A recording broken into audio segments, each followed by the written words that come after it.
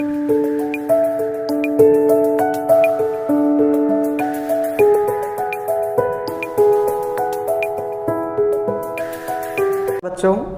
मैं महेंद्र आपके लिए लाया हूँ हिंदी का एक अगला भाग, सामान्य हिंदी।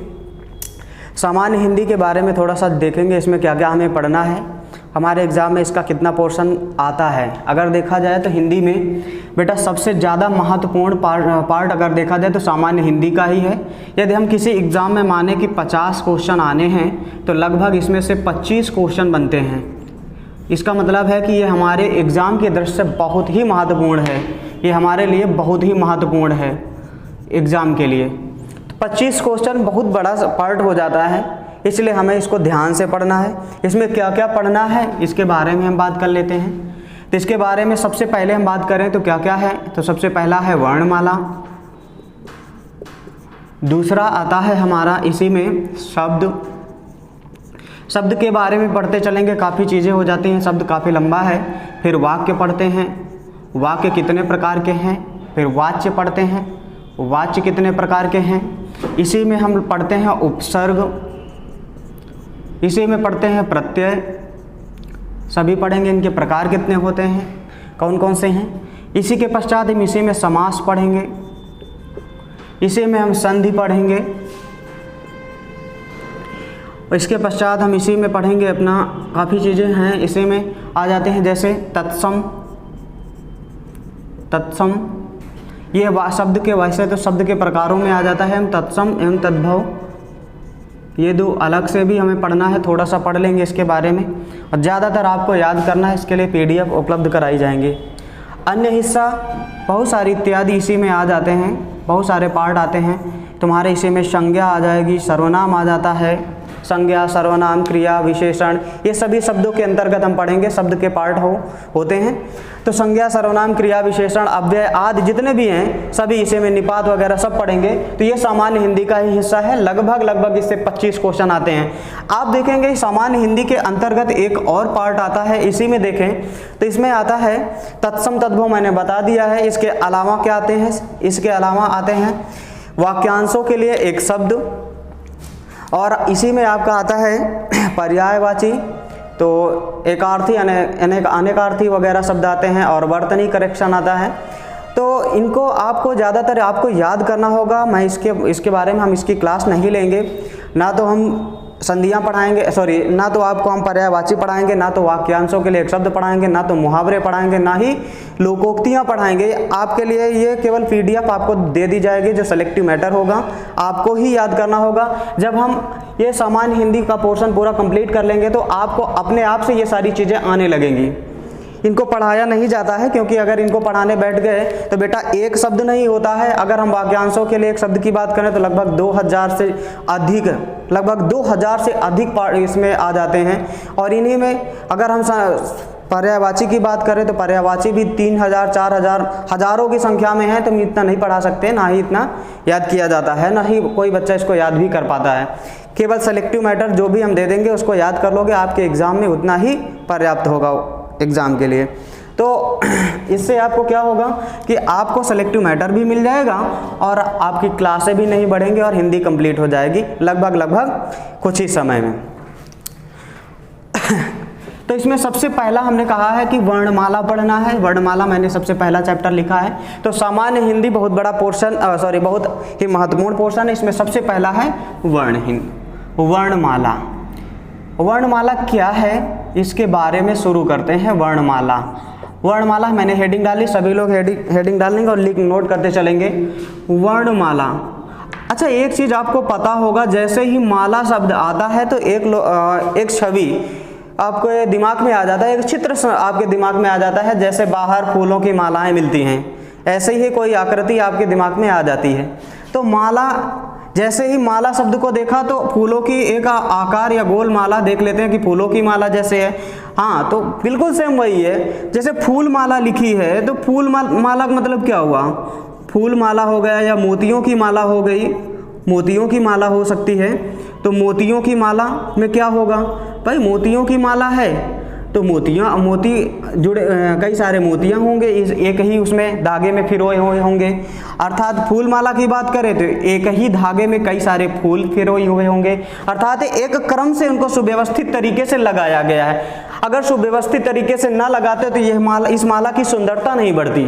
क्या बढ़ती? नहीं। अगर मोतियों की माला की बात करें, मोतियों की माला, तो मोती जो होते हैं उनको भी सुव्यवस्थित तरीके से एक क्रम से व्यवस्थित करते हैं, एक क्रम में लगाते हैं, तभी तो यह माला सुंदर दिखती है। और सुंदर नहीं दिखेगी तो क्या हम लोग खरीदेंगे? नहीं खरीदेंगे। इसी प्रकार से हम बात करें वर्णमाला क्या है, तो जैसे फूलों की माला में अर्थात फूलों को क्रम से चुना गया है, क्रम से लगाया गया है, वैसे वर्णमाला में वर्णों को क्रम से व्यवस्थित किया गया है। अर्थात वर्णों का व्यवस्थित क्रम ही वर्णमाला कहलाता है। अगर इसकी परिभाषा मैं देखूं तो क्या कहलाती है? वर्णों का व्यवस्थित क्रम, अर्थात ध्वनियों का व्यवस्थित क्रम, वर्ण कह दें या ध्वनि कह दें। मैंने कल ही बताया था, पिछली उसमें क्लास में बताया था कि वर्ण और ध्वनि एक ही मतलब है। तो वर्ण या ध्वनि का व्यवस्थित क्रम या व्यवस्थित समूह का व्यवस्थित समूह वर्णमाला कहलाता है। वर्णमाला कहलाता है। वर्ण या ध्वनि का व्यवस्थित समूह क्या कहलाता है? वर्णमाला कहलाता है। क्लियर हुआ? अगर हम बात करें तो वर्णमाला में वर्णों का व्यवस्थित क्रम है, तो वर्ण क्या होती है? एक ये भी तो शब्द है, ये भी तो एक है, इसके बारे में भी समझ लिया जाए। वर्ण क्या होते हैं भाई? ये एक ऐसी ध्वनि है, ये ऐसी ध्वनि है जिसको खंडित नहीं किया जा सकता, अर्थात जिसको विभाजित नहीं किया जा सकता, वर्ण कहलाते हैं। ऐसी ध्वनि जिसको विभाजित नहीं कर सकते, विभाजित नहीं कर सकते, विभाजित नहीं कर सकते, वर्ण कहलाते हैं। वर्ण कहलाते हैं। इसीलिए इनको एक अन्य नाम से भी जाना जाता है, अक्षर। अक्षर नाम से भी, वर्णों को अक्षर के नाम से भी जानते हैं। अक्षर का मतलब क्या होता है? ये वाक्यांशों के लिए एक शब्द में भी प्रयोग किया जाता है। जिसका क्षरण ना हो अक्षर कहलाता है। जिसका क्षरण ना हो अक्षर कहलाता है। क्षरण का मतलब क्या होता है? क्षरण का मतलब क्या होता है? टूटना, टुकड़ों में विभाजित होना। इसका मतलब क्या है? टूटना या टुकड़ों में विभाजित होना क्षरण कहलाता है। अर्थात ये जो खत्म ना हो वो अक्षर है।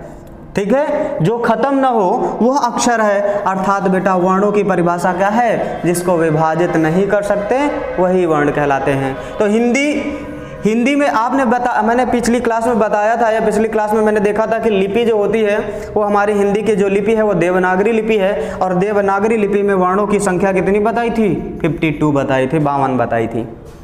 ठीक है, वर्णों की संख्या कितनी बताई गई? 52 बताई गई। ये सबको नोट कर लेना है। आगे देखते हैं वर्णों को किस प्रकार से विभाजित किया गया है। आगे देखते हैं वर्णों का प्रकार क्या है, कितने प्रकार से है। तो वर्णमाला आपको क्लियर हो गई होगी। आगे देखते हैं वर्णों की परिभाषा भी हमने पढ़ ली है कि वह जिसको खंडित नहीं किया जा सकता, ऐसी ध्वनि जिसको विभाजित नहीं किया जा सकता, वर्ण कहलाता है। इसे अक्षर भी कहते हैं। और इसको मैंने बताया कि इसके कितने संख्याएं हैं, तो वर्णों की संख्याएं देवनागरी लिपि में 52 हैं। तो वर्णों का विभाजन 2 भागों में किया गया है। अगर देखें तो वर्ण के कितने प्रकार बताए गए हैं? 2 प्रकार बताए गए हैं।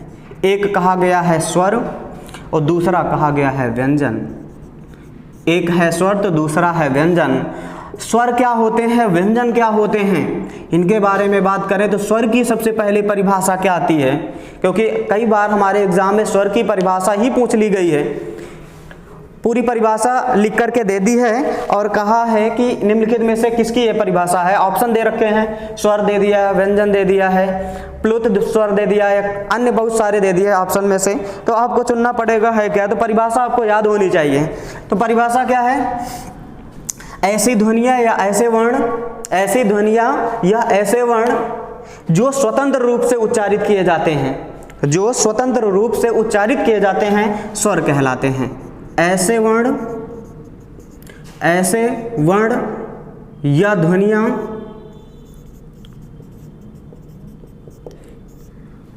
जो स्वतंत्र रूप से उच्चारित किए जाते हैं स्वर कहलाते हैं, स्वर कहलाते हैं, स्वर कहलाते हैं। क्लियर हुआ ये चीज? आगे देखते हैं। अगर हम बात करें हिंदी में स्वर कितने प्रकार के होते हैं, स्वर कितने हैं, स्वर वर्ण कितने हैं, इनकी संख्याएं कितनी हैं, तो इनकी संख्या बताता हूं मैं कितनी है। तो इनकी संख्या वैसे तो वर्तमान में अगर देखा जाए इनकी संख्या कितनी है, 11 है। इनकी संख्या कितनी बताई गई है, 11। वर्तमान में इनकी संख्या 11 है। कौन कौन से आते हैं जरा देख लेते हैं। सबने पढ़ा होगा, बचपन से पढ़ते चले आ रहे हैं। एक होता है ह्रस्व आ, फिर आता है दीर्घ आ, फिर उसके पश्चात आता है ह्रस्व ई, फिर इसके पश्चात आती है दीर्घ ई, इसके पश्चात आता है ह्रस्व ऊ, और इसके पश्चात आता है दीर्घ ऊ, फिर री, ये भी हमारा ह्रस्व स्वर में आता है। अगला है ह्रस्व ए, दीर्घ ए, ऐसे आता है ए ऐ ओ आओ। अगर देखिए संख्या देखिए इनकी 1 2 3 4 5 6 7 8 9 10 11। मैंने बताया था ना कि स्वर की संख्या वर्तमान में कितनी बताई गई है, 11 बताई गई है, 11 बताई गई। और कौन कौन से हैं, छोटा आ, बड़ा आ, छोटी ई, बड़ी ई, छोटा ऊ, बड़ा ऊ, री, ए ऐ ओ और औ। ये है हमारा। क्लियर? ये सबको पता हो गया कि स्वर कितने प्रकार के, स्वर कितने हैं, तो 11 है। संख्या में इनकी संख्या 11 है। और कौन कौन से हैं आपको बता दिया है, निम्नलिखित हैं। ठीक, आगे देखते हैं। अगर हम देखें बेटा तो मात्रा के आधार पर इनमें इन जो स्वर हैं इनकी मात्राएं कितनी की बनती है, कितनों की मात्राएं यूज होती हैं, तो 11 में से केवल 10 की मात्राएं बनती हैं। मात्रा क्या होती है, मात्रा क्या होती है, तो सबसे पहले मात्रा की परिभाषा देख लेते हैं। मात्रा क्या है मैं अभी लिख दूंगा, फिलहाल अभी देख लेते हैं मात्रा क्या है। तो स्वर वर्णों का वह वास्तविक रूप, स्वर वर्णों का वह वास्तविक रूप जो व्यंजनों के साथ जुड़कर उनके विभिन्न प्रकार के उच्चारणों में मदद करते हैं, वो कहलाती हैं मात्राएं। वो क्या कहलाती हैं, मात्राएं कहलाती हैं। तो देख लेते हैं आगे इसमें मात्राएं, कितने की मात्राएं बनती हैं, इसकी मात्रा नहीं बनती है। छोटा आ की कभी मात्रा नहीं बनती। बड़ा आ की मात्रा आपने देखा होगा इस प्रकार से बनती है, छोटी ई की मात्रा इस प्रकार से बनती है, बड़ी ई की मात्रा आपने देखा होगा इस प्रकार की बनती है, छोटा ऊ की इस प्रकार से बनती है, बड़ा ऊ की इस प्रकार से बनती है। आपने देखा होगा री की मात्रा इस प्रकार से बनती है, ए की मात्रा आपने देखा होगा इस प्रकार से बनती है, और ऐ की मात्रा इस प्रकार से बनती है, ओ की मात्रा इस प्रकार से बनती है, और औ की मात्रा इस प्रकार से बनती है। आपको ये बहुत जरूरी है याद रखना, क्योंकि संधि इसके तत्पश्चात, इसके तुरंत बाद, जैसे ही हम वर्ण खत्म कर लेंगे, वर्ण के तुरंत बाद ही हम संधि बताएंगे। और अगर इनका प्रयोग अगर ये नहीं आते तो संधि आपको नहीं आ सकती। अर्थात जब तक ये वर्णमाला पूरी तरीके से आपको तैयार नहीं होगी तो संधि आपको तैयार नहीं हो सकती। इसलिए आप ध्यान से पढ़ें, वर्णमाला को ध्यान से पढ़ लें। हाँ तो बच्चों मैंने बताया कि मात्राएं कितनी होती हैं, 10 वर्णों की केवल मात्राएं बनती हैं। स्वर जबकि 11 होते हैं, केवल इन 11 स्वरों में से केवल 10 की मात्राएं बनती हैं। आपको ये जरूर याद होनी चाहिए, क्योंकि आगे चल करके संधि में इनका प्रयोग होगा। आगे हम बात करते हैं दूसरा वर्ण का। दूसरा प्रकार क्या है, दूसरा प्रकार व्यंजन कहलाता है। व्यंजन क्या होते हैं, ऐसे वर्ण या ध्वनियाँ जिनका उच्चारण करने के लिए स्वरों की सहायता लेना पड़ता है।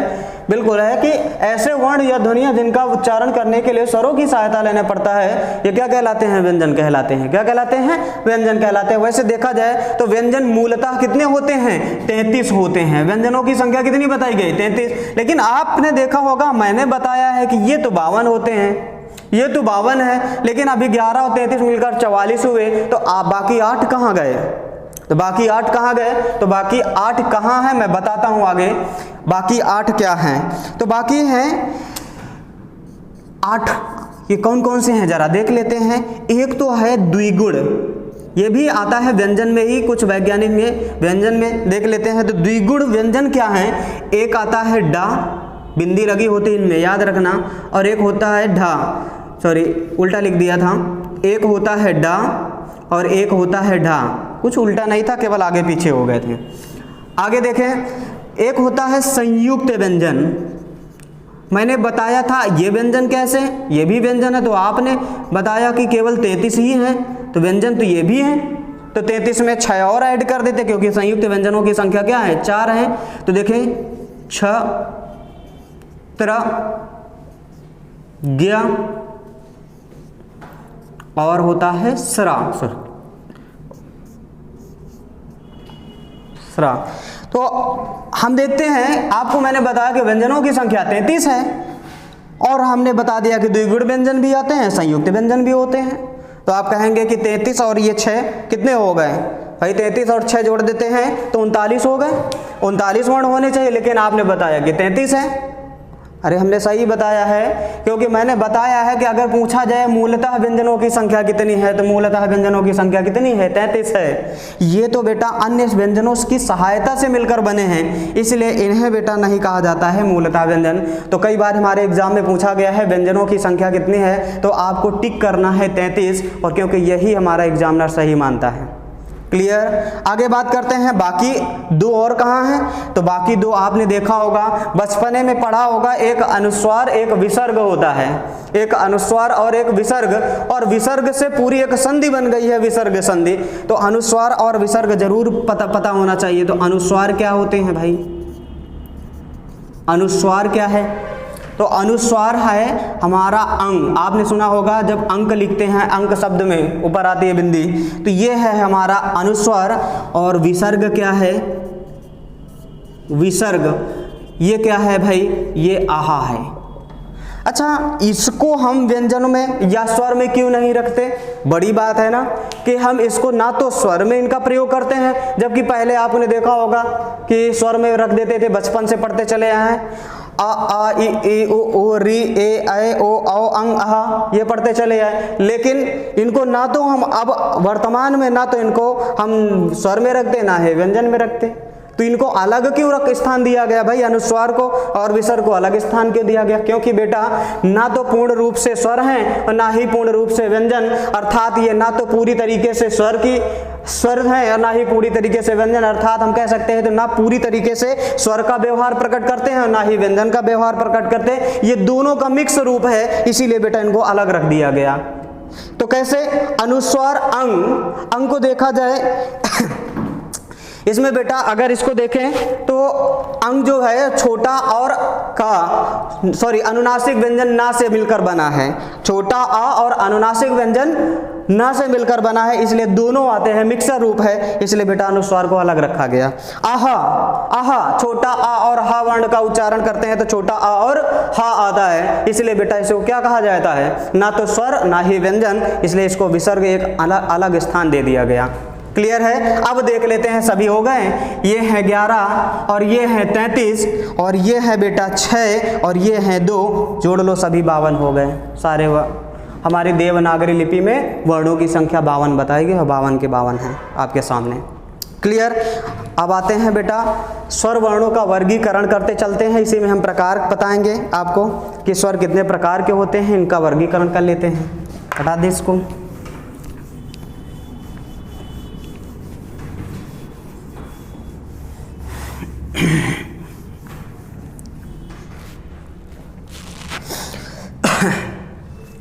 गर्मी ज़्यादा है। स्वर की परिभाषा आपको सबको पता होगी कि ऐसी ध्वनियाँ जिनको स्वतंत्र रूप से उच्चारित किया जाता है स्वर कहलाते हैं। तो स्वर का वर्गीकरण हम देखते हैं। इसमें क्या लिखेंगे? हेडिंग डालेंगे स्वरों का वर्गीकरण, क्लासिफिकेशन ऑफ वॉवेल्स, वर्गीकरण।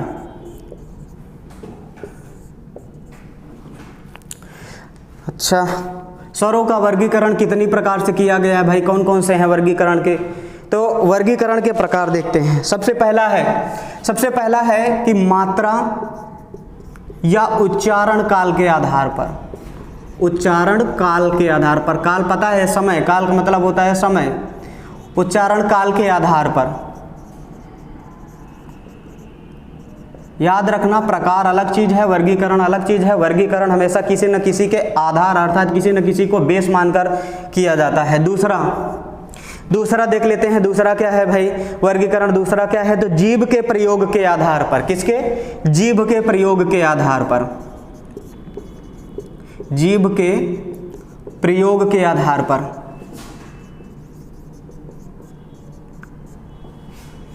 तीसरा क्या है भाई? तीसरा कहा गया है मुखाकृत के आधार पर या मुख के खुलने के आधार पर। मुख के खुलने या बंद होने के आधार पर।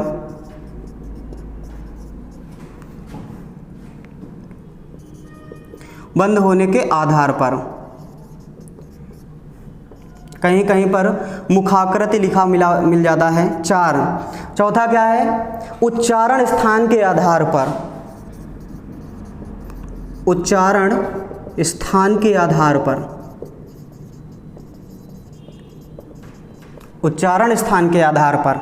अच्छा, ये सारी चीजें आपने देखा कि स्वरों का वर्गीकरण किया गया है। मात्रा उच्चारण के काल के आधार पर किया गया, जीव के प्रयोग के आधार पर, मुख के खुलने या बंद होने के आधार पर, उच्चारण स्थान के आधार पर स्वर वर्णों का क्या किया गया है? विभाजन किया गया है, वर्गीकरण किया गया है। अच्छा, इनके अलावा भी हिंदी में इनके अलावा भी विभिन्न जो हमारे हिंदी शास्त्र के जो भी विशेषज्ञ हैं उन्होंने इसका अन्य प्रकार से भी वर्गीकरण किया है, लेकिन हमारे एग्जाम में जो पूछा जाता है वही यही महत्वपूर्ण है।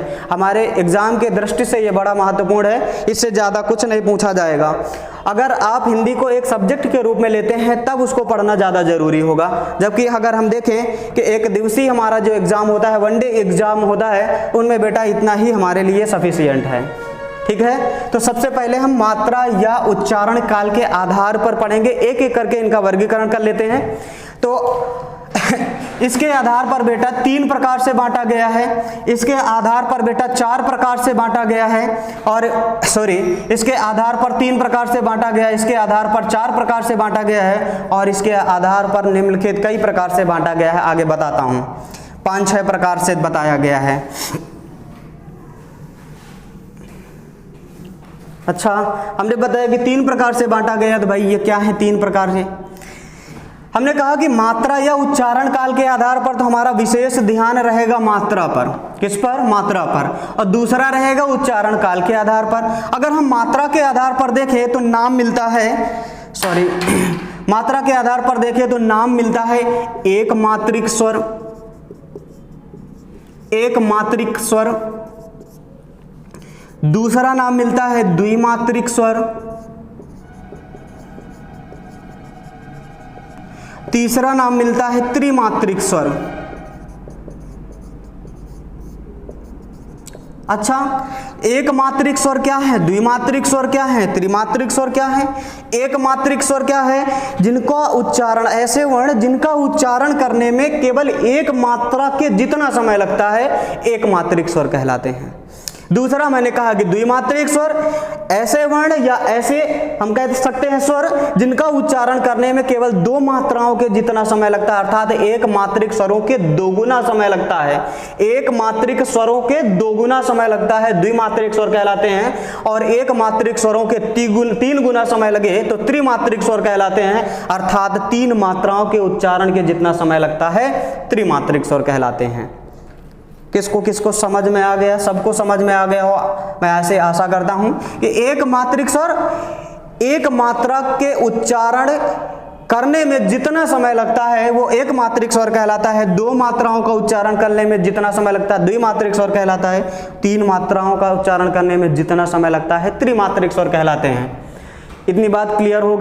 हाँ, तो बच्चों एक मात्रिक स्वर, द्विमात्रिक स्वर और त्रिमात्रिक स्वर आपको समझ में आ गया होगा। फिर मैंने कहा कि उच्चारण काल के आधार पर बेटा इनको अन्य नाम से भी जाना जा सकता है। तो उच्चारण काल के आधार पर हम देखें तो मैंने बताया है कि उच्चारण काल एक मात्रा के जितना समय लगे, समय ही तो बताया मैंने। तो ह्रस्व स्वर भी आते हैं, इनका नाम क्या है? ह्रस्व स्वर। क्या नाम है? ह्रस्व स्वर। दूसरे का नाम क्या है? इसी में से एक अन्य नाम जो होगा वो कहलाता है दीर्घ स्वर। क्या कहलाता है? दीर्घ स्वर। दीर्घ स्वर। और चौथा जो आता, सॉरी तीसरा जो आता है वो कहलाता है प्लुत स्वर। क्या कहलाता है? प्लुत स्वर। प्लुत स्वर। अच्छा, कुछ बच्चे कहेंगे हिंदी में मुख्यतः दो ही प्रकार के स्वर होते हैं। नहीं, दो प्रकार के नहीं, क्योंकि अगर हिंदी में दो प्रकार के होते तो अवधी भाषा में बेटा आपने देखा होगा इसका प्रयोग किया जाता है। ये जो वर्ण होता है बड़ा, जिसे त्रिमात्रिक स्वर कहा जाता है, इसे ऐसे प्रयोग करते हैं। जैसे ओम लिखा हुआ होता है, आपने देखा होगा इसको, ओम लिखा हुआ ऐसे मिलता है। आपने देखा होगा कई बार ओम को लिखा हुआ इस प्रकार से। तो ये जो ओम लिखा होता है इसमें देखो 3 बना हुआ है कि नहीं बना है? यही हमारा त्रिमात्रिक स्वर, जिसे प्लुत स्वर कहते हैं। ठीक है, इसका उच्चारण करने में ओम उच्चारण देखो करो तो ज़्यादा लंबा समय लगता है, इसलिए कहा गया है कि ये प्लुत स्वर है। हिंदी में भी इसका प्रयोग किया जाता है। तो आजकल हम हिंदी को कितने भागों में स्वरों को कितने भागों में बांटते हैं? तो पूछा जाए स्वर कितने प्रकार के होते हैं, तो स्वर कितने प्रकार के बताए गए? 3 प्रकार के बताए गए। स्वर 3 प्रकार के होते हैं। कितने प्रकार के? 3 प्रकार के होते हैं। क्लियर? ये चीज आपको ये सारी बात क्लियर हो गई होगी। तो स्वर कितने प्रकार के होते हैं? 3 प्रकार के मैंने बता दिए। अच्छा, अब आगे आते हैं स्वर जो हमारे ह्रस्व स्वर हैं, जिनको कहा जाता है एक अन्य नाम से भी कभी कभी पुकार लेते हैं, कह देते हैं कि मूल स्वर। मूल स्वर, मूल मतलब जड़ होता है, जिनसे उत्पत्ति हुई है, अर्थात एक मात्रिक स्वर। और ये कौन कौन से हैं भला? देखा जाए तो भाई इनकी संख्या कितनी बताई गई है? 4 बताई गई। कौन कौन से हैं? छोटा आ, छोटी ई, छोटा ऊ और री। ये है हमारे ह्रस्व स्वर, मूल स्वर। अर्थात इनका उच्चारण करने में मात्र एक मात्रा के जितना समय लगता है, ये कहलाते हैं एक मात्रिक स्वर या ह्रस्व स्वर या मूल स्वर। कुछ भी कह दे, सब एक ही है। जैसे कई व्यक्तियों के अन्य नाम, एक से अधिक नाम हो जाते हैं, वो ऐसे ही। द्विमात्रिक स्वर। द्विमात्रिक स्वर की बात करें तो द्विमात्रिक में क्या आता है? मैंने बताया है कि दीर्घ स्वर। आपकी किताब में भी दीर्घ स्वर मिलेंगे। अच्छा, यहाँ पर हम थोड़ा सा और हम विभाजन करेंगे संधि के अनुसार। हम अपने हिसाब से देखते हैं, क्योंकि किताब में बहुत सारी चीज़ें किताब में दी होती हैं, लेकिन इससे इतर भी हमारे एग्जाम में पूछ लिया जाता है। ऐसा ही अभी हुआ था हाल ही के एग्ज़ाम में। आपको पता होगा कि एक एग्ज़ाम हुआ था शायद लेखपाल वगैरह का काहे का था, मैं याद नहीं आ रहा है, पंचायत अधिकारी वगैरह शायद किसी का था। तो पंचायत अधिकारी का ही शायद कोई एग्ज़ाम था, अभी आया था, हाल ही में था। तो पंचायत अधिकारी का जो एग्ज़ाम हुआ था उसमें बेटा आप ये क्वेश्चन पूछा गया था, इससे क्वेश्चन पूछा गया था। बहुत सारे बच्चों ने इसका आंसर जो दिया था वो गलत कर दिया था। ज़रा देखते हैं दीर्घ स्वर क्या है। हम किताबों में पढ़ते हैं दीर्घ स्वर, दूसरा स्वर का दूसरा जो रूप है वो कह देते हैं दीर्घ स्वर। हमारी बहुत सारी किताबों में भी यही दिया गया है। लेकिन हम संधि के अनुसार अगर हम देखें तो दीर्घ, इसको जो है दूसरा भाग है, इसको हम कह सकते हैं कि संधि स्वर नाम दिया है, हमने दे दिया अपनी तरफ से। अगर देखें संधि के अनुसार, आप जब भी इसको संधि वाले चैप्टर को अगर देखेंगे, बहुत विधिवत पढ़ेंगे, तब आपको समझ में आएगा कि हाँ नहीं, स्वर में ऐसा विभाजन भी हो सकता है। तो हमने कर दिया है इसका नाम संधि स्वर अपनी तरफ से। तो अर्थात संधि स्वर जो है इसको इस प्रकार से लिख ले। अगर हम इसको इस प्रकार से समझें तो सारे प्रकार के, सभी प्रकार के जो भी क्वेश्चन बन सकते हैं वो सभी आराम से सॉल्व हो जाएंगे। कैसे? जरा देखते हैं। संधि स्वर को बेटा 2 भागों में अपने आप में बांट दिया गया है। 2 भागों में बांट दिया गया। हम जैसे ही बताएंगे तो आपको खुद ही समझ में आ जाएगा। एक भाग में कहा गया है कि एक कहलाता है दीर्घ स्वर, और दूसरा कहा गया है बेटा संयुक्त स्वर। अब कहेंगे ये कहाँ से आ गया संयुक्त स्वर? हम बता रहे हैं भाई, संयुक्त स्वर और दीर्घ स्वर। आप संधि आपने देखी होगी, पहली संधि कहलाते हैं संधि जो 2 प्रकार की बताई गई है, एक स्वर संधि, एक व्यंजन संधि, सॉरी 3 प्रकार की बताई गई, एक स्वर संधि, एक व्यंजन संधि और एक विसर्ग संधि। तो हम स्वर संधि में अगर देखें, स्वर संधियों को 5 भागों में अपने आप में बांटा गया है। उन 5 भागों में सबसे पहला आता है दीर्घ स्वर संधि। और दीर्घ स्वर संधि अर्थात बेटा यही है, कुछ और नहीं। आपने देखा होगा दीर्घ स्वर संधि में छोटा आ, प्लस छोटा आ मिलकर बनाते हैं बड़ा आ। क्या बनाते हैं? छोटा आ और प्लस छोटा आ मिलकर बनाते हैं बड़ा आ। इसी प्रकार से छोटी ई और छोटी ई मिलकर बना देते हैं बड़ी ई। क्लियर? छोटा ऊ प्लस छोटा ऊ मिलकर बना देते हैं बड़ा ऊ। क्लियर? ये चीज हुआ कि नहीं? अर्थात हमने देखा कि दो समान छोटे स्वरों के मेल से एक बड़ा अर्थात एक दीर्घ स्वर मिल जाता है, वही हमारा दीर्घ स्वर कहलाता है। क्लियर हुआ? संधि का मतलब होता है बेटा जुड़ना। संधि का मतलब क्या होता है? जुड़ना। और विग्रह अर्थात अलग होना, अर्थात जुड़े हुए भाग को अलग कर देना संधि विग्रह कहलाता है। ठीक है? तो संधि का शाब्दिक अर्थ अगर पूछा जाए तो होता है जुड़ना, और हम यहाँ क्या कर रहे हैं? वर्णों को जोड़ ही तो रहे हैं, और वर्णों के जोड़ने से एक तीसरा नया वर्ण मिल जाता है, वही हमारा दीर्घ स्वर संधि है। कह सकते कि नहीं कह सकते? और दीर्घ स्वर संधि में आपने देखा होगा यही कंडीशन फॉलो होती है, यही कंडीशन फॉलो होती है। हुआ कि नहीं हुआ? ये चीज क्लियर हो गई होगी, ऐसा हम आशा करते हैं भाई। संयुक्त स्वर की बात करें, संयुक्त स्वर, संयुक्त का मतलब क्या होता है? अगर हम शब्द की बात करें, संयुक्त शब्द क्या है? संयुक्त मतलब होता है दो अन्य भिन्न भिन्न वर्णों के मेल से, अर्थात कोई दो लोग आपस में मिल जाए तो वो संयुक्त कहलाता है, संयोग कहलाता है, समायोजन कहलाता है, कुछ भी कहो। क्लियर है ये चीज? तो देखो संयुक्त मतलब हमने क्या कहा कि दो अलग अलग वर्ण, तो इसमें दो अलग अलग वर्ण मिल गए भाई। तो दो अलग अलग वर्ण कैसे भाई? एक ए वर्ण आता है, ये देखो एक इससे मिलकर बना है, तो आ के साथ में जब ई मिल जाती है, क्या मिल जाती है भाई? आ के साथ में जब ई मिल जाता है, जुड़ जाता है, तो ए वर्ण का निर्माण कर देते हैं, अर्थात ए स्वर का निर्माण कर देते हैं। तो हमने क्या पाया भाई?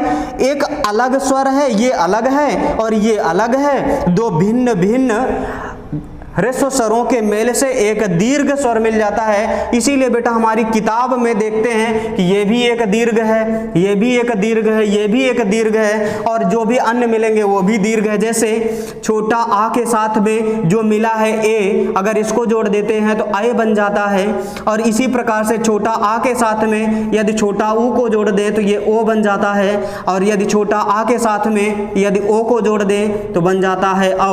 वो आपने देखा ये जितने भी वर्ण बने हैं, ये जितने भी स्वर बने हैं, ये सभी दीर्घ हैं। इसीलिए किताब में बेटा संधि स्वर ना दे करके क्या दे दिया गया है? दीर्घ स्वर दे दिया है। क्लियर है ये चीज कि नहीं?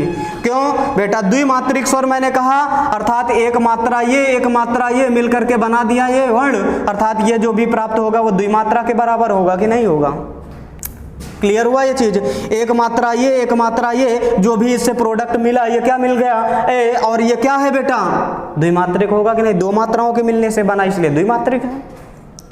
ये भी शब्द अपना सही, अपने तरफ से सही है, और ये भी सही है। हमने जो विभाजित किया वो संधि के आधार पर, और बेटा जो किताब में लिखा है वो दीर्घ स्वर लिखा है, क्योंकि ये बेटा सभी स्वर कैसे हैं? दीर्घ हैं, द्विमात्रिक हैं, बड़े हैं। क्लियर है ये चीज? तो दीर्घ स्वर भी सही है, किताब में जो लिखा वो भी सही है, और जो हमने बताया वो भी सही है। क्यों? क्योंकि बेटा दीर्घ में हमेशा समान वर्ण, दो समान ह्रस्व स्वरों के मेल से जो उत्पन्न दीर्घ स्वर होता है वो कहलाता है दीर्घ स्वर संधि। ठीक है? और दूसरा क्या होता है? संयुक्त स्वर क्या होते हैं? दो असमान ह्रस्व स्वरों के मिलने से जो दीर्घ स्वर प्राप्त होता है वो कहलाता है बेटा संयुक्त स्वर। अर्थात बेटा ये सभी जो ये तीन वर्ण ये और चार वर्ण ये, अर्थात 3 + 4 बराबर कितने? 7, और 7 ये मिल गए, ये हमारे क्या कहलाते हैं? दीर्घ स्वर कहलाते हैं। ओके, ये सबको पता हो गया? आई होप हम सब लोग समझ गए होंगे। आगे बात करते हैं त्रिमात्रिक स्वर की। त्रिमात्रिक स्वर मैंने अभी बताया है कि उच्चारण काल के आधार पर बेटा, अर्थात प्लुत स्वर की बात करें तो उच्चारण काल के आधार पर ये 3 मात्राओं के जितना समय लगे इसे कहा जाता है प्लुत स्वर। बेटा जैसे लिखा जाता है, एक राम लिखा है, इसमें बड़ा आगा प्रयोग किया गया है, लेकिन अगर हम यहीं पर बेटा उच्चारण को और बढ़ा दें, जैसे अवधी भाषा में इसका प्रयोग करते हैं, तो अवधी भाषा में अक्सर प्लुत स्वर का प्रयोग होता है, और ये ऐसे मिलता है ऐसे, तो बेटा ये क्या हो जाता है? राम। 3 गुना मात्रा अर्थात ज़्यादा समय लगता है। जैसे इसी में और बढ़ा दे, ऐसे लगा दे तो बहुत बड़ा उच्चारण हो जाता है राम, काफ़ी बड़ी देर तक राम राम करते रहते हैं। वो चीज़ है बेटा त्रिमात्रिक स्वर। अर्थात बेटा ये जो चिन्ह है, ये जो बेटा चिन्ह है, ये है हमारा त्रिमात्रिक स्वर का चिन्ह है। और बेटा इसे कई बार ऐसे लिखा हुआ मिलता है, जैसे ओम में मैंने बताया भी कि ऐसे लिखा हुआ मिलता है। और बेटा ये भी सही है, अगर चिन्ह ये मिल जाए, ये भी प्लुत स्वर का है, अगर ये मिल जाए तो ये भी है अपना, और ये क्या कहलाता है? प्लुत स्वर, त्रिमात्रिक स्वर कहलाते हैं। ये चीज़ आपको क्लियर हो गई होगी। मैं समझता हूँ कि आपको सबको ये क्लियर हो गया होगा, कोई इसमें डाउट नहीं होना चाहिए। यदि कोई डाउट हो तो बेटा आप लोग वीडियो को रिवाइज पीछे बैक करके फिर से देख लेना।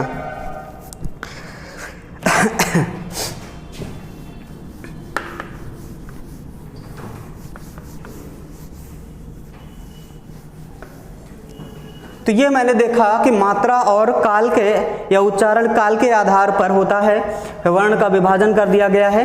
तो आगे हम देखते हैं जीभ के प्रयोग के आधार पर दूसरा जो विभाजन बताया। तो दूसरा विभाजन क्या है? जीभ के या जिह्वा, कभी कभी इसको शुद्ध हिंदी में जिह्वा कहा जाता है। तो जीभ के प्रयोग के आधार पर प्रयोग के आधार पर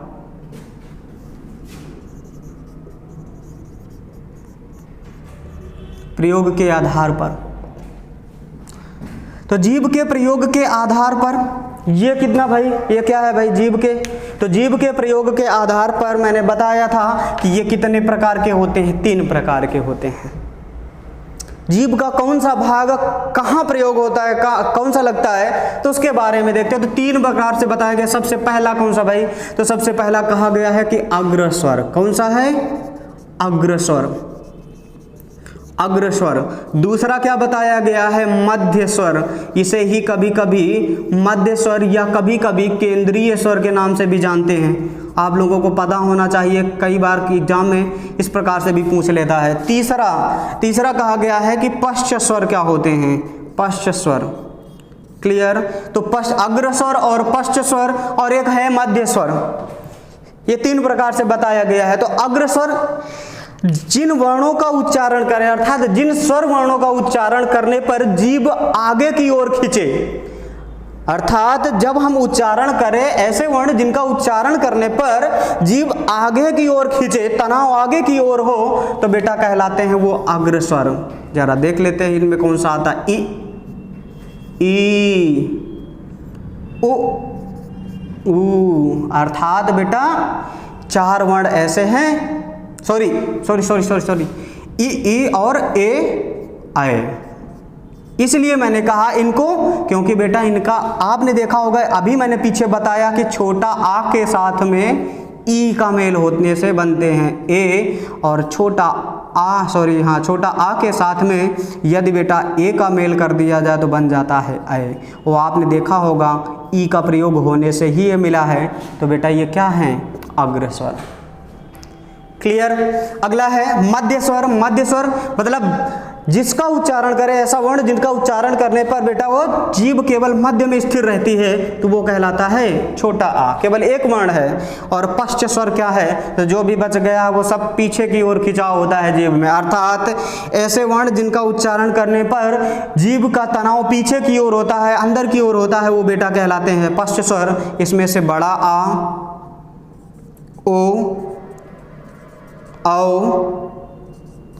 और बेटा इसी में उ और बड़ा उ, ये 5 ऐसे हैं, ये सभी वर्ण पश्च स्वर में आ जाते हैं। क्लियर हुआ कि नहीं हुआ भाई? ये सब क्लियर हो गया होगा।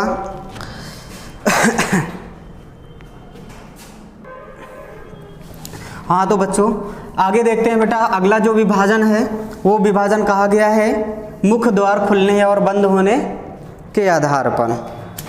अगला जो तीसरा विभाजन बताया गया है वो मुख द्वार के खुलने या बंद होने के आधार पर।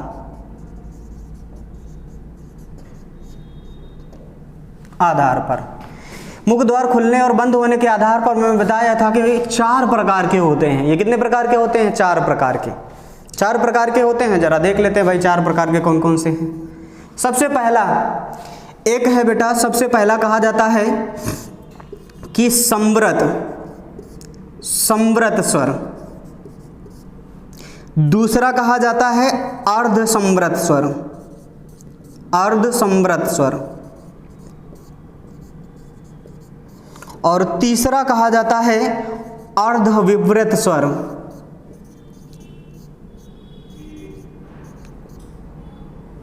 अर्ध विवृत स्वर।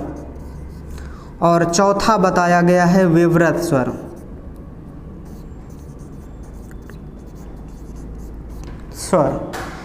समृत स्वर, अर्ध समृत स्वर, अर्ध विवृत स्वर और विवृत स्वर, ये 4 प्रकार के बताए गए हैं। हाँ तो बच्चों देखो, समृत स्वर ई कौन कौन से होते हैं? ई उ ए ओ ऐ औ औ। ये वाला कौन सा भैया? ये है डॉक्टर वाला। जैसे डॉक्टर में डॉक्टर लिखा होता तो ये आपका प्रयोग किया गया कि नहीं किया गया? ये वाला अ। और ये छोटा आ आपको तो पता ही होगा, और ये बड़ा आ। अर्थात अगर हम देखें, कुछ बच्चों को समझ में अभी भी नहीं आया होगा, मैं फिर से बताता हूँ, कुछ बच्चों को अभी भी समझ में नहीं आया होगा। जरा देख लेते हैं भाई, नहीं आया होगा, जरा देखते हैं भाई। देखो भाई, समृत क्या होता है? समृत शब्द का अगर हम शाब्दिक अर्थ समझ जाएं तो पता चल जाए क्या है। समृत का मतलब होता है लगभग मुख द्वार क्या हो? बंद हो। समृत का मतलब क्या हो? बंद।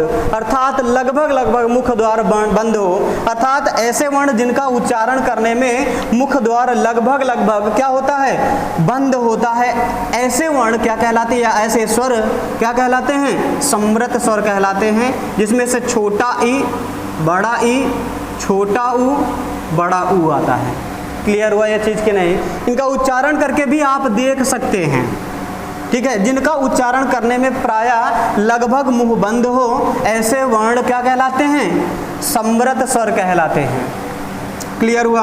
अर्ध मतलब आधा, समृत मतलब बंद हो, अर्थात लगभग आधा बंद हो, थोड़ा सा खुला हो, जरा सा खुला हो, तो वो कहलाता है बेटा, क्या कहलाता है? वो अर्ध समृत स्वर कहलाते हैं। क्या कहलाते हैं? अर्ध समृत स्वर। इसमें आता है ए और ओ।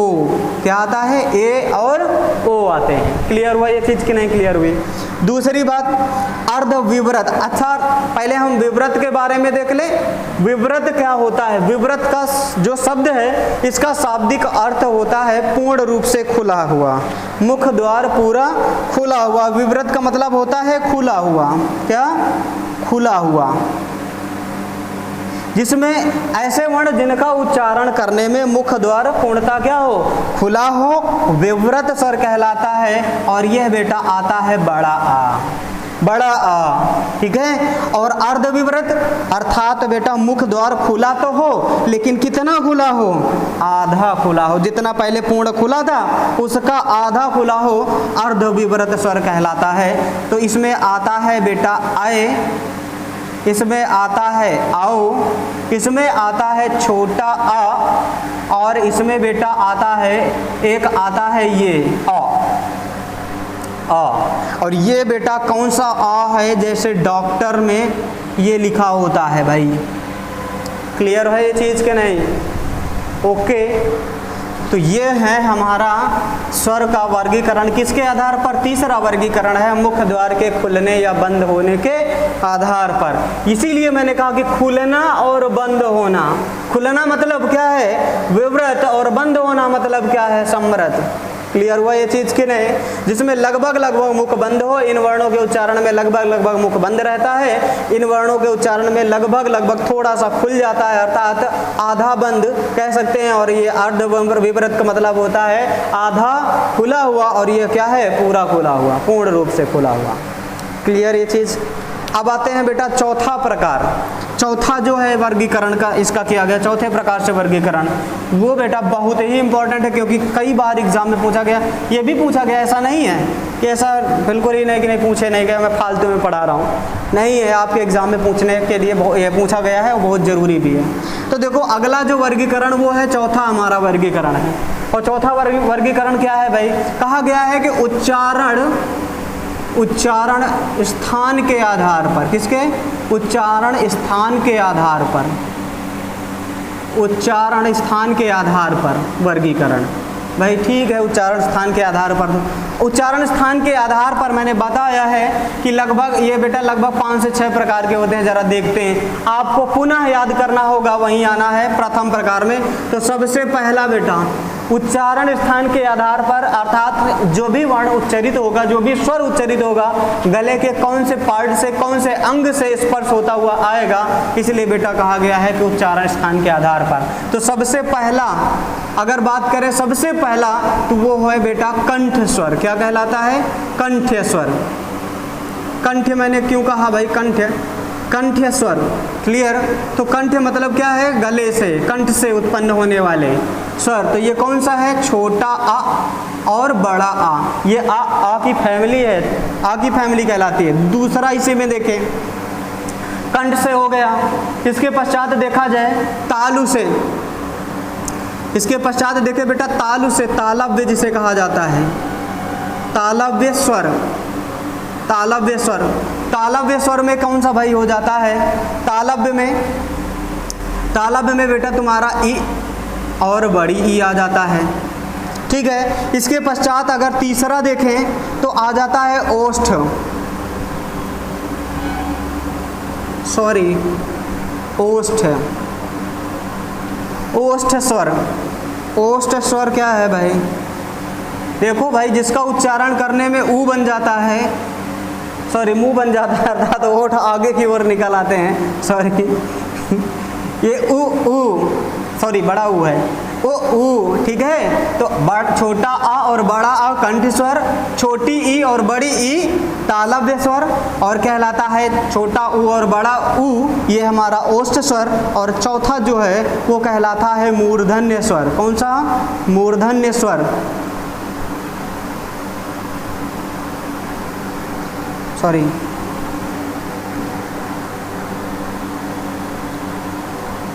मूर्धन्य स्वर। और ये हमारा है री, ये हमारा क्या है, री, मूर्धन्य स्वर। ओके, अगला है, देखो बेटा अगला जो 5वां वर्ण बताया गया है, तो कंठ हो गया, तालव्य हो गया, ओष्ठ हो गया, ये है हमारा मूर्धन्य। तो अगला जो है बेटा वो आगे देखते हैं कौन कौन से स्वर हैं। तो देखें बेटा, हमने देखा कि अगला जो स्वर बचा है वो ए बचा है और आए बचा है, आए बचा है। आपने देखा इसका उच्चारण जो होता है, इसका जो होता है बनता है बेटा छोटा आ और छोटी ई से, छोटा आ और छोटी ई से, अर्थात बेटा ये छोटा आ कौन सा है, कंठ है, कौन सा है, कंठ है। और दूसरा ये जो ई है ये किससे है, तो बेटा देखा जाए ये तालु से बना है, अर्थात बेटा तालव्य है। तो इन दोनों का जो सम्मिलित नाम होगा वो कंठ, कंठ तालव्य होगा। कौन सा होगा, कंठ तालव्य। तो अगला जो है वो कंठ तालव्य स्वर होंगे। क्लियर है ये चीज के नहीं, ओके। अगला छठा नंबर देखा जाए, छठा आपने देखा इसके पश्चात अगला क्या बचा है, ओ बचा है और औ बचा है, यही बचा है, बचा कि नहीं। तो हम देखते हैं जो ओ बना है, ओ बना है वो किससे मिलकर बना है भाई, तो आपने देखा कि छोटा आ और छोटा ऊ से मिलकर बना है। और छोटा आ का मतलब है कंठ, ये क्या है, कंठ है। और ये जो बना है ऊ, ये है बना बेटा किससे, ओष्ठ से, इसलिए बेटा ये क्या कहलाएगा, ओष्ठ से। तो इसका जो सम्मिलित नाम होगा वो कंठ ओष्ठ कहलाएगा। वो क्या कहलाएगा, कंठ ओष्ठ कहलाएगा, कंठ ओष्ठ स्वर। कंठ ओष्ठ स्वर क्या है, ओ और अव है। क्लियर हुआ ये चीज़ कि नहीं क्लियर हुआ? सबको हमें आशा करता हूँ कि सबको ये सारी चीज़ें कंप्लीट रूप से आ गई होंगी। ठीक है, ऐसे हमारी भाई आशा करना बनता है, क्योंकि हम इतनी मेहनत से गर्मी में मैं पढ़ा रहा हूँ तो आशा करना बनता है। क्लियर?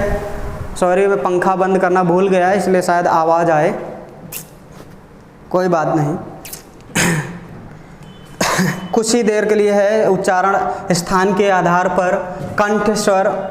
ठीक है, तो कंठ स्वर छोटा आ और बड़ा आ, तालव्य स्वर छोटी ई और बड़ी ई, ओष्ठ स्वर छोटा ऊ और बड़ा ऊ, मूर्धन्य स्वर री, कंठ तालव्य ए और ऐ आता है, कंठ ओष्ठ स्वर आता है ओ और औ आता है। आपको मैंने बता दिया है कि ये कंठ तालव्य क्यों कहलाता है, क्योंकि इसका निर्माण छोटा आ और छोटी ई से होता है। छोटा आ कंठ है, छोटा ई तालु है, अर्थात ये दोनों मिलकर क्या बनाते हैं, कंठ तालव्य। इसी प्रकार कंठ ओष्ठ क्यों कहलाते हैं, तो ओ जो वर्ण है वो बनता है आ, छोटा आ और छोटा ऊ से, छोटा आ कंठ है, और ये क्या कहलाता है, ऊ जो है वो ओष्ठ है, ओष्ठ ओठों से बोला जाता है उसकी सहायता से, इसलिए बेटा ये इसका नाम क्या रखा गया है, कंठ ओष्ठ रखा गया है। ओके, एक और बचा है जो हमारे बेटा हमारे स्वरों में तो नहीं आता है, लेकिन कई बार एग्जाम में पूछा गया, क्योंकि बेटा हिंदी में स्वरों की संख्या आज जो 11 है, ये पहले पूर्व में इनकी संख्या 14 थी। आगे मैं बताता हूँ कौन कौन से थे जो एक्स्ट्रा जे थे, जिनको हटा दिया गया है आज वर्तमान में। तो देखो, एक मैंने बताया ये बेटा हमारे एग्जाम से, तो ये बेटा हमारे उसमें तो नहीं है, यही वास्तविक रूप से यही है, लेकिन एक कई बार एग्जाम में पूछ लिया जाता है कि एक बेटा लरी, आपने देखा होगा ये क्या है, एक बेटा ये वर्ण है, ये भी स्वर था, पहले स्वर था आज नहीं है, लेकिन ये बेटा पूछा जाता है कि उच्चारण इसका स्थान क्या है। तो कई बार क्वेश्चन पूछ लेता है कि इसका उच्चारण स्थान क्या है, तो बेटा इसका उच्चारण स्थान दंत है। कहा है, दांतों से वो सहायता से, तो इसे बेटा कहा गया है दंत्य स्वर। क्या कहा गया है, दंत्य स्वर, क्योंकि ये पहले स्वर था, इसलिए बेटा ये क्या है, दंत्य स्वर कहलाता है। क्लियर हुआ ये चीज़ की नहीं क्लियर हुई? आई होप सबको क्लियर हो गई होगी। ओके, इसको हटाते हैं, आगे देखिए भाई।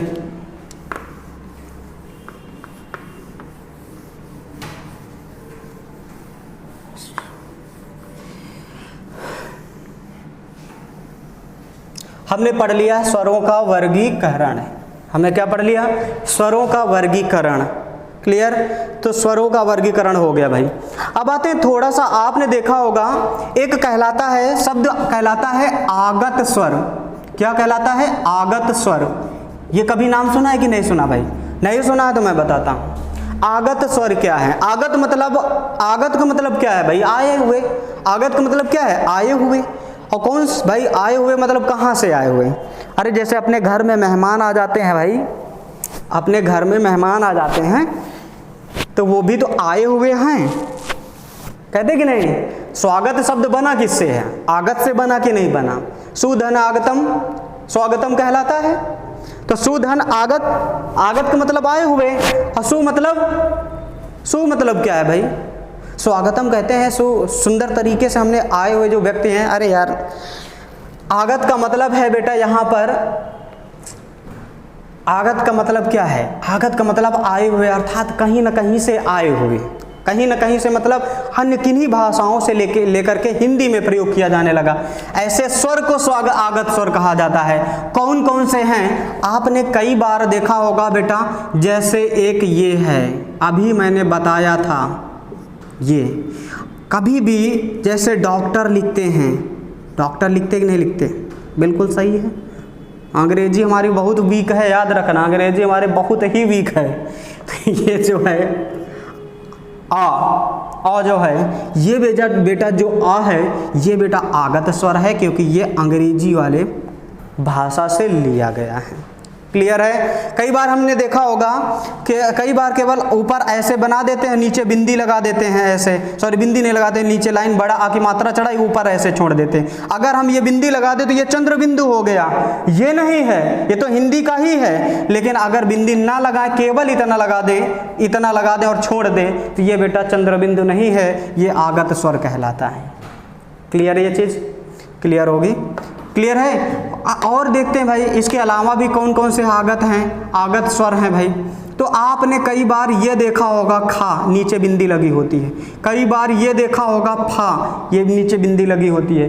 बेटा ये भी हमारे आगत स्वर हैं, कोई फारसी से आया तो कोई अरबी से आया। क्लियर ये चीज? Okay, clear.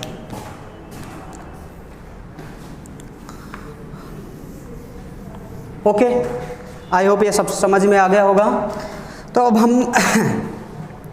हम बात करने जा रहे थे बेटा व्यंजन। व्यंजन क्या होते हैं, ठीक है? व्यंजन क्या होते हैं, व्यंजनों की बात करें तो व्यंजन की परिभाषा मैं केवल बताऊंगा।